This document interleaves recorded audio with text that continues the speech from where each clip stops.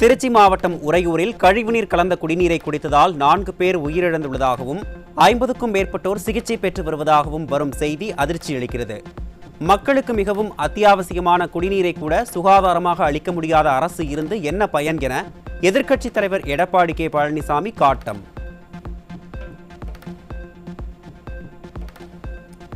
பதினைந்து நாட்களாக குடிநீரில் பிரச்சனை இருப்பதாக மக்கள் புகார் அளித்தும் ஸ்டாலின் மாடல் திமுக அரசு நடவடிக்கை எடுக்காததன் விளைவே இந்த உயிரிழப்புகள் என மக்கள் கூறுகின்றனர். ஸ்டாலின் அரசு மக்களின் மனுக்களுக்கு கொஞ்சமும் மதிப்பளிக்காத அரசாகவே இருக்கிறது. மக்களின் குறைகளை கேளாத, நிறைவேற்ற வக்கில்லாத இந்த திமுக அரசு ஒரு கோமா அரசு என எதிர்க்கட்சித் தலைவர் விமர்சனம்.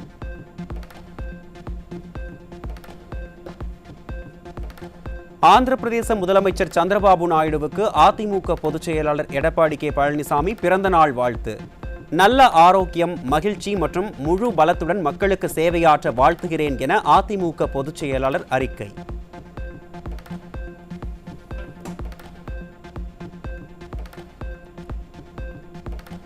கோவை மாவட்டம் சோமனூரில் நடைபெற்ற விசைத்தறியாளர்களின் தொடர் உண்ணாவிரத போராட்டத்திற்கு முன்னாள் அமைச்சர் SP வேலுமணி நேரில் சென்று ஆதரவு தெரிவித்தார். விசைத்தறி கூடங்களுக்கு சோலார் பேனல் அமைக்க மானியம் வழங்க வேண்டும் என்று அவர் வலியுறுத்தினார்.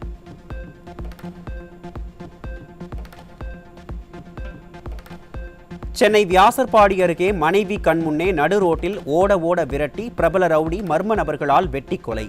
ஸ்டாலினின் திமுக ஆட்சியில் தலைநகரான சென்னை கொலை நகரமாக மாறி வருவதால் வெளியில் நடமாடவே அச்சப்படும் மக்கள்.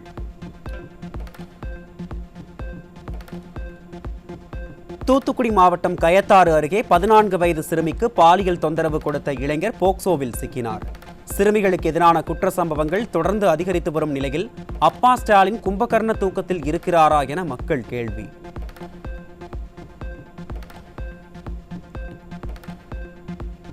திருப்பத்தூர் மாவட்டம் நாற்றம்பள்ளி அருகே 17 வயது சிறுமியிடம் ஆபாசமாக நடந்து கொண்டதோடு தட்டி கேட்ட சிறுமியின் தந்தையை கொடூரமாக தாக்கியவர் சிக்கினார். தனக்குத்தானே அப்பா என கூறிக்கொள்ளும் ஸ்டாலின் ஆட்சியில் பெண் குழந்தைகளுக்கு எதிரான பாலியல் குற்றங்கள் தலைவிரித்தாடுவதாக மக்கள் விமர்சனம்.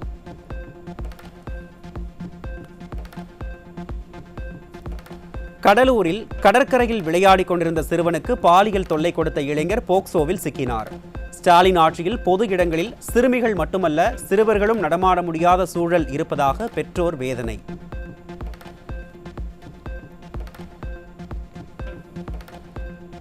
கடலூர் மாவட்டம் திட்டக்குடி அருகே 13 வயது மகளை கர்ப்பமாக்கிய தந்தை போக்சோவில் சிக்கினார். திமுக ஆட்சியில் காவல்துறை மீது சிறிதும் பயமில்லாததால் சிறுமிகளுக்கு எதிரான குற்ற சம்பவங்கள் தொடர்ந்து அதிகரித்து வருவதாக மக்கள் வேதனை.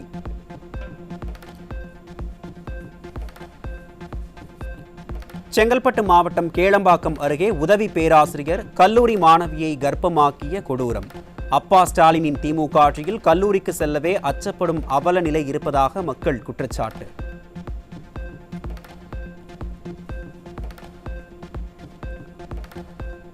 சிவகங்கை மாவட்டம் திருப்பத்தூர் அருகே 10 வயது சிறுமிக்கு பாலியல் தொந்தரவு கொடுத்த கட்டிட தொழிலாளி போக்சோவில் பிடிபட்டார்.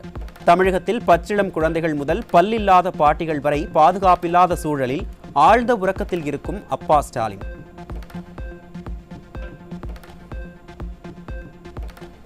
கள்ளக்குறிச்சி மாவட்டம் திருக்கோவிலூர் அருகே மனநலம் பாதிக்கப்பட்ட பெண்ணிடம் பாலியல் அத்துமீறலில் ஈடுபட்ட நபர் சிக்கினார். ஸ்டாலின் மாடல் ஆட்சியில் நாள்தோறும் அதிகரித்து வரும் பாலியல் குற்றங்களால் பெண்கள் வேதனை.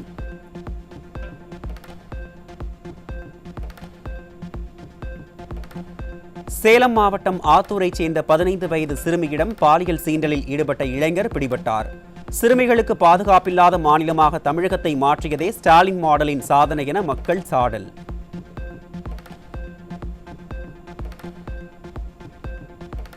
சென்னை கொருக்குப்பேட்டையில் பெண்களின் புகைப்படத்தை ஆபாசமாக சித்தரித்த இளைஞருக்கு தர்ம அடி. பெண்களுக்கு எதிரான குற்றங்களை ஸ்டாலின் அரசு உரிய நடவடிக்கை எடுத்து தடுக்காததால் பொதுமக்களே தர்ம அடி கொடுக்கும் அவலம்.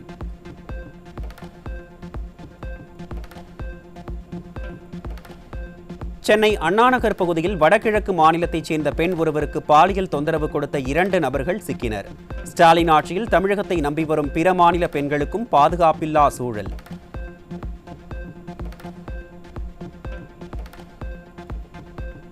திருச்சி மாநகராட்சிக்குட்பட்ட உறையூர் பகுதியில் கழிவுநீர் கலந்த குடிநீரை குடித்து உயிரிழந்தவர்களின் எண்ணிக்கை 4ஆக உயர்ந்தது.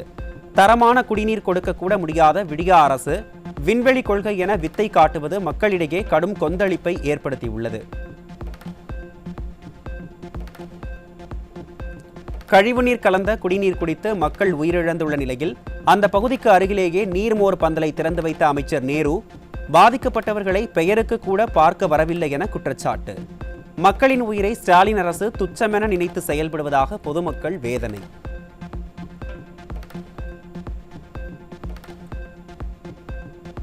மதுரையில் மது போதையில் ஏற்பட்ட தகராறில் இளைஞரை கொடூரமாக வெட்டி படுகொலை செய்த ஓய்வு பெற்ற தலைமை காவலர். திமுக ஆட்சியில் மதுவால் பல்வேறு குடும்பங்கள் சீரழிந்து வருவதாக மக்கள் குற்றச்சாட்டு.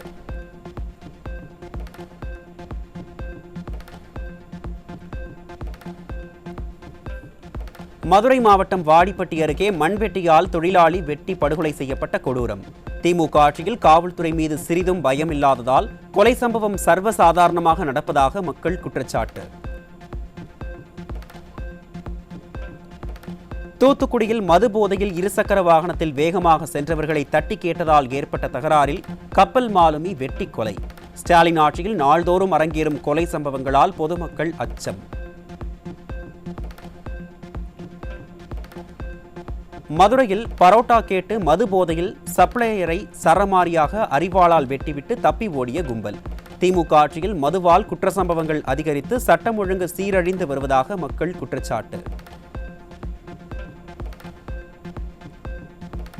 திண்டுக்கல் மாவட்டம் வேடசந்தூர் அருகே வீட்டில் தனியாக இருந்த வயதான தம்பதியினரை கத்தியால் கீறி தங்கச்சங்கிலியை பறித்துச் சென்ற முகமூடி கொள்ளையர்கள். ஸ்டாலின் மாடல் அரசு கும்பகர்ண தூக்கத்தில் இருப்பதால் தமிழகத்தில் யாருக்கும் பாதுகாப்பில்லாத சூழல் இருப்பதாக மக்கள் வேதனை. கடலூர் மாவட்டம் பன்ருட்டியில் 3 லட்சம் ரூபாய் மதிப்புள்ள போதைப் பொருட்கள் சிக்கியது. ஸ்டாலின் ஆட்சியில் போதைப் பொருட்கள் கடத்தலை கட்டுப்படுத்த முடியாமல் ஸ்டாலின் அரசு திணறி வருவதாக குற்றச்சாட்டு. திண்டுக்கல் ரயில் நிலையத்தில் விரைவு ரயிலில் கேட்பாரற்று கிடந்த 8 கிலோ கஞ்சா சிக்கியது. ஸ்டாலின் ஆட்சியில் தமிழகம் போதை வியாபாரிகளின் கேந்திரமாகி இருப்பதாக மக்கள் வேதனை.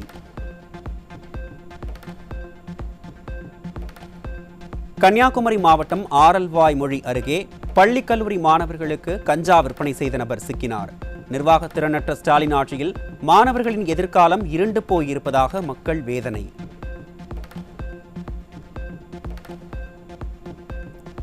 நாமக்கல் மாவட்டம் திருச்செங்கோடு அருகே குழந்தையுடன் அதிகாலையிலேயே மது அருந்தும் மது பிரியர். கரூர் கம்பெனி தியாகிகள் தங்கள் கல்லாவை நிரப்புவதற்காக 24 மணி நேரமும் கள்ளச்சந்தை மது விற்பனையை கண்டு கொள்ளாமல் இருப்பதாக மக்கள் வேதனை. அதிகார மோதலால் ஸ்டாலின் அரசும் ஆளுநரும் விளம்பரத்திற்காக ஆலோசனை மாநாடு நடத்தி துணைவேந்தர்கள் அலைக்கழிப்பு என குற்றச்சாட்டு. நடப்பாண்டிற்கான தேர்வு முடிவுகள் மற்றும் சேர்க்கை நடைபெறும் நிலையில் உயர்கல்வித்துறையின் முன்னேற்றமும் நிர்வாகத்திறனும் கேள்விக்குறியாகி இருப்பதாக மாணவர்கள் வேதனை.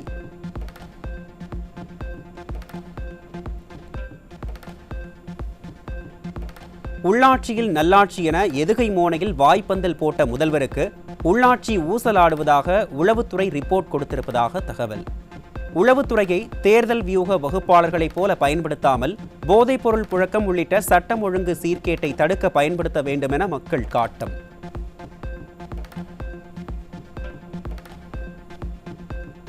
கருணாநிதி நினைவிடத்தில் நாடகம் போட்ட சேகர்பாபுவுக்கு போட்டியாக கருணாநிதியின் இல்லத்தில் வைத்து மானிய கோரிக்கை உரையை தயாரிக்கிறாராம் அன்பில் மகேஷ்.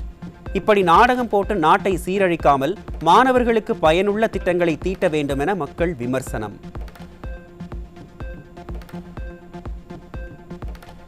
ஸ்டாலின் ஆட்சியில் சென்னை, கோவை உள்ளிட்ட பெருநகரங்களை தவிர மற்ற மாவட்டங்களில் சிறு குறு தொழில்கள் பெருமளவில் பின்தங்கியிருப்பதாக தகவல். தமிழ்நாடு வெல்லும் என வெற்று வசனம் பேசினால் வெல்ல முடியாது. அனைத்து மாவட்டங்களிலும் சீரான வளர்ச்சியை ஏற்படுத்த சிறிதேனும் முயற்சிக்க வேண்டும் என மக்கள் விமர்சனம்.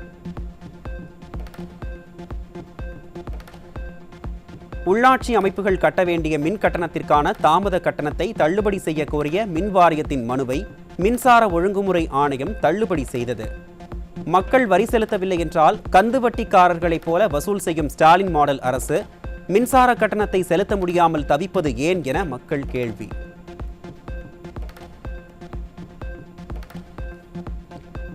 மின் கட்டணத்தை உள்ளாட்சி அமைப்புகள் முறையாக செலுத்தாததால் ப்ரீபெய்டு மீட்டர்களை பொருத்த உத்தரவிட்ட மின்சார ஒழுங்குமுறை ஆணையம். பல லட்சம் கோடி கடன் வாங்கியும் மின் கட்டணத்தை முறையாக செலுத்தாதது ஏன்? மக்கள் வரிப்பணமெல்லாம் எங்கு செல்கிறது என மக்கள் கேள்வி. தமிழகத்தில் டைப் 1 சர்க்கரை நோய் பாதிப்பால் 2600 குழந்தைகள் அரசு மருத்துவமனைகளில் மட்டும் சிகிச்சை பெறுவதாக அதிர்ச்சி தகவல். 4 ஆண்டுகளாக ஊட்டச்சத்து கொடுக்கிறோம், காலை உணவு கொடுக்கிறோம் என விளம்பரம் செய்த ஸ்டாலின் அரசு திட்டங்களை முறையாக செய்யவில்லை என்பது அம்பலம்.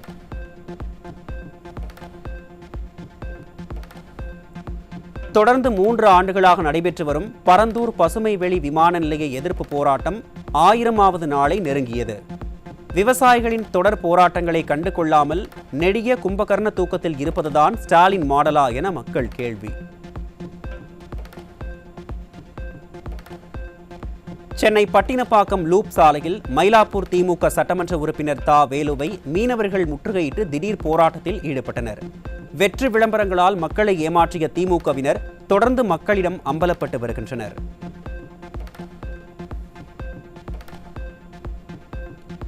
விழுப்புரம் மாவட்டம் மேல்பாதி திரௌபதியம்மன் கோவில் திறந்து 2வது நாளாக பக்தர்கள் யாரும் வராத நிலையில் கோவில் வளாகம் வெறிச்சோடி காணப்படுகிறது. ஸ்டாலின் மாடல் ஆட்சியில் மக்கள் கோவிலுக்கு கூட செல்ல முடியாத அளவிற்கு சமூக அமைதி சீர்குலைந்திருப்பதாக பொதுமக்கள் வேதனை.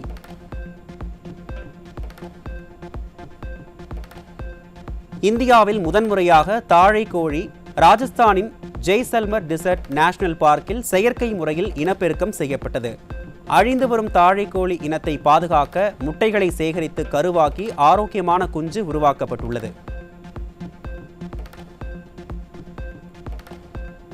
இந்திய விண்வெளி ஆய்வு மையம் மே மாதம் PSLV C61 ராக்கெட் மூலம் EOS-09 செயற்கைக்கோளையும், ஜூன் மாதம் GSLV F-16 மூலம் நிசார் செயற்கைக்கோளையும் விண்ணில் செலுத்த உள்ளது. நிசார் செயற்கைக்கோள் பூமியின் நிலப்பரப்பை 12 நாட்களுக்கு ஒரு முறை ஸ்கேன் செய்யும் என தகவல்.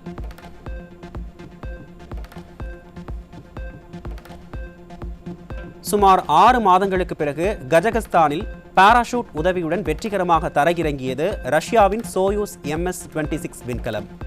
விண்கலம் எதிர்பார்த்ததை விட சற்று அதிக வேகத்தில் தரையிறங்கியதாகவும், அமெரிக்க விண்வெளி வீரர் டோனல்ட் பெட்டிட் உடல்நிலையில் தற்காலிக பின்னடைவு ஏற்பட்டதாகவும் தகவல்.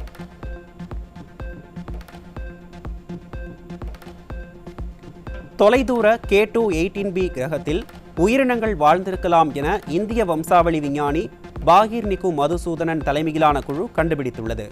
நாசாவின் ஜேம்ஸ் வெப் விண்வெளி தொலைநோக்கி உதவியுடன் நடைபெற்ற இந்த ஆய்வில் சல்ஃபைட் மற்றும் மீத்தேன் வாயுக்கள் இருப்பது உறுதி செய்யப்பட்டுள்ளது.